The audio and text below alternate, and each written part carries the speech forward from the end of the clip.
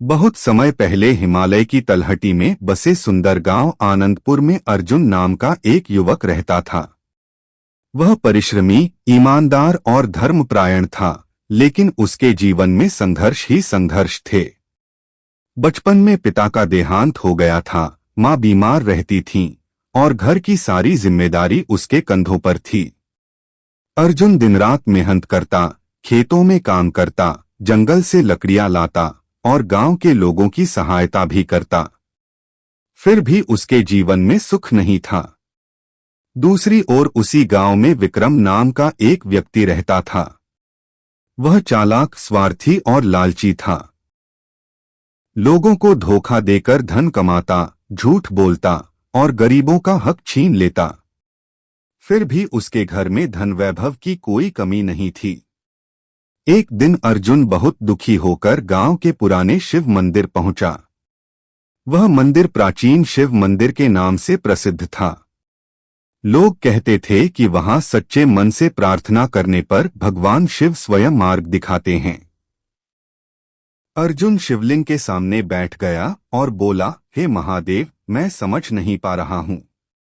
मैं सदा सत्य और धर्म के मार्ग पर चलता हूं, फिर भी मेरे जीवन में दुख ही दुख हैं। और जो लोग पाप करते हैं वे सुखी क्यों हैं? क्या भाग्य ही सब कुछ है? क्या कर्म का कोई मूल्य नहीं? उसकी आंखों से आंसू बहने लगे। तभी मंदिर के पीछे से एक वृद्ध साधु प्रकट हुए। उनकी लंबी जटाएं, चमकती आंखें और शांत चेहरा देखकर अर्जुन ने तुरंत प्रणाम किया। साधु मुस्कुराए और बोले, पुत्र, तुम कर्म और भाग्य का रहस्य जानना चाहते हो? अर्जुन ने सिर झुका दिया। हाँ गुरुदेव, यही प्रश्न मेरे हृदय को जलाता है। साधु बोले, तो कल प्रातः मेरे साथ चलो, मैं तुम्हें उत्तर दूंगा। अगली सुबह अर्जुन साधु के साथ निकल पड़ा। वे घने जंगलों, पहाड़ियों और नदियों को पार करते हुए एक प्राचीन आश्रम पहुंचे। वहां एक विशाल वटवृक्ष था, जिसके नीचे अनेक ऋषि तपस्या किया करते थे। साधु ने कहा, यहां बैठो, मैं तुम्हें 3 कथाएं सुनाऊंगा। इन्हीं में तुम्हारे प्रश्न का उत्तर छिपा है। पहली कथा। एक राजा था, सुरेंद्र। पिछले जन्म में वह एक गरीब किसान था, जिसने भूखे साधुओं को भोजन कराया, प्यासों को पानी दिया और कभी किसी का बुरा नहीं किया। उसके उन्हीं शुभ कर्मों के कारण अगले जन्म में उसे राजा का जन्म मिला। यह उसका भाग्य था, जो पिछले कर्मों से बना। लेकिन राजा बनने के बाद वह अहंकारी हो गया। उसने प्रजा पर अत्याचार शुरू कर दिए। अब उसके वर्तमान कर्म उसके भविष्य का भाग्य लिख रहे थे।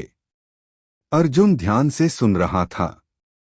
साधु बोले, समझे, आज का भाग्य बीते कर्मों का फल है और आज के कर्म आने वाले भाग्य का बीज हैं। फिर दूसरी कथा शुरू हुई। एक व्यापारी था, धनपाल। उसके पास अपार धन था, पर वह बहुत कंजूस था। एक दिन उसने एक भूखे वृद्ध को भोजन देने से मना कर दिया। वही वृद्ध वास्तव में एक सिद्ध संत थे।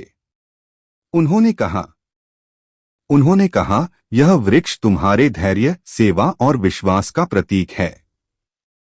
याद रखो, कर्म बीज है, भाग्य वृक्ष। जैसा बीज बोओगे वैसा ही फल पाओगे। अर्जुन ने विनम्रता से पूछा, गुरुदेव, क्या भाग्य बदला जा सकता है? साधु बोले, हाँ, यदि वर्तमान कर्म शुद्ध हों। जैसे अंधेरी रात के बाद सूर्योदय निश्चित है, वैसे ही अच्छे कर्म अंततः शुभ फल देते हैं। भाग्य पत्थर नहीं, मिट्टी है, कर्म उसे आकार देते हैं। इतना कहकर साधु मंदिर की दिशा में चल दिए। अर्जुन ने पीछे मुड़कर देखा, पर वे अचानक अदृश्य हो चुके थे। उसे समझ आ गया, वे कोई साधारण मनुष्य नहीं, स्वयं महादेव के दूत थे। उस दिन के बाद अर्जुन ने कभी अपने दुखों की शिकायत नहीं की। वह और अधिक श्रद्धा से कर्म करता रहा। धीरे धीरे उसका जीवन बदलने लगा।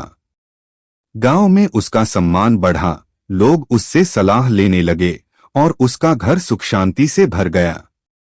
विक्रम भी अपनी गलतियों पर पछताया। उसने जिन लोगों का हक छीना था उन्हें वापस लौटाया।